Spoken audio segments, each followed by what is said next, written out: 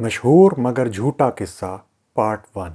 اسلامی تاریخ اور خصوصاً صحابہ کرام اور خلفائے راشدین کی سیرت پر لکھی گئی کتابوں میں جہاں ہمیں بہت سارے خزانے اور سبق ملتے ہیں، وہیں ان کتابوں میں بہت سے جھوٹے قصے بھی موجود ہیں جن کی نشاندہی اگرچہ علماء کرام اپنی کتابوں میں کرتے رہے ہیں، مگر اس کے باوجود وہ قصے افسوس کے ساتھ زبان زد عام ہیں۔ اور یہ قصے نہ صرف آپ کو عام عوام کے ہاں بلکہ مسجد کے ممبروں پر بھی سننے کو ملیں گے۔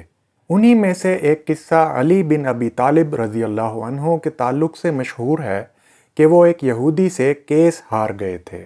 اس قصے کو ابو نعیم الاصفہانی نے 2 سندوں کے ساتھ اپنی کتاب حلیۃ الاولیاء میں نقل کیا ہے، اور ان دونوں کے الفاظ ایک دوسرے سے کچھ مختلف ہیں۔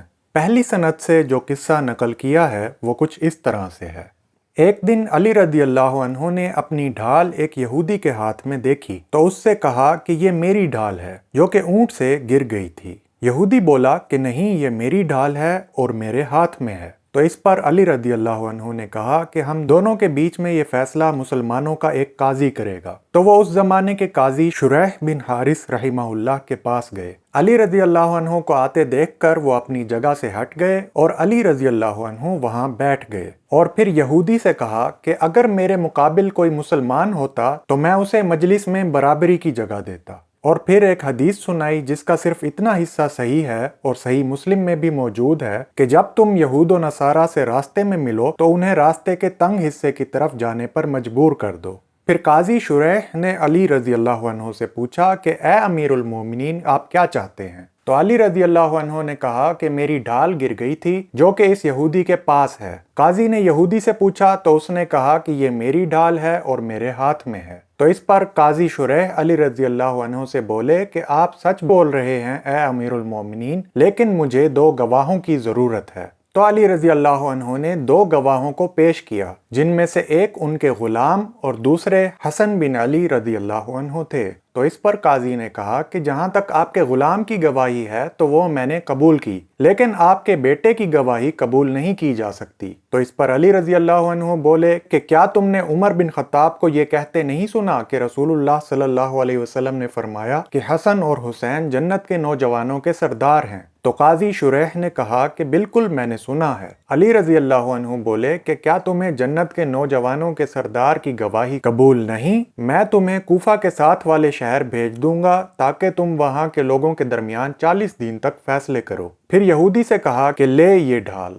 اس پر یہودی بولا کہ امیر المومنین ہو کر میرے ساتھ قاضی مسلمین کے پاس آئے جس نے ان کے خلاف فیصلہ دیا، جس پر راضی بھی ہو گئے۔ سچ کہا اے امیر المومنین، یہ ڈھال آپ کی ہے، آپ کے اونٹ سے گر گئی تھی اور میں نے اٹھا لی، اور میں گواہی دیتا ہوں اللہ کے علاوہ کوئی عبادت کے لائق نہیں ہے اور محمد اس کے رسول ہیں۔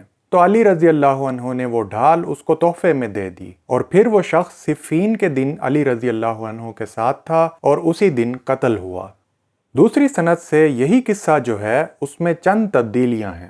ایک تو یہ کہ علی رضی اللہ عنہ کی ڈھال تب گری جب وہ جنگ صفین میں جا رہے تھے۔ راستے میں وہ یہودی ایک اونٹ پر بیٹھا ہوا تھا جب اس نے وہ ڈھال گرتے ہوئے دیکھ لی اور اٹھا کر بازار میں بیچنے کے لیے چلا گیا، جہاں پر علی رضی اللہ عنہ نے اسے دیکھا۔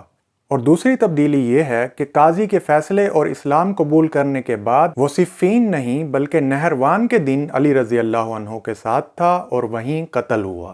اس قصے کی سند میں ایک راوی ہے جس کا نام ابو سمیر حکیم بن خزام ہے، جس کے بارے میں حافظ ذہبی کہتے ہیں کہ امام ابو حاتم نے اس راوی کے بارے میں کہا کہ وہ متروک الحدیث ہے۔ اسی طرح امام بخاری نے اسے منکر الحدیث قرار دیا ہے، لہٰذا اس قصے کی سند شدید ضعیف ہے۔ اسی لیے امام جوزقانی نے اسے اپنی کتاب الاباطیل میں نقل کیا ہے اور کہا ہے کہ یہ روایت باطل ہے۔ اسی طرح امام ابن الجوزی نے بھی اپنی کتاب العلل المتناہیہ میں کہا کہ یہ قصہ صحیح نہیں ہے، اور دوسری سند میں جابر الجوفی اور عمر بن شمر دونوں راوی ضعیف ہیں، لہٰذا یہ قصہ بالکل بھی ثابت نہیں ہے۔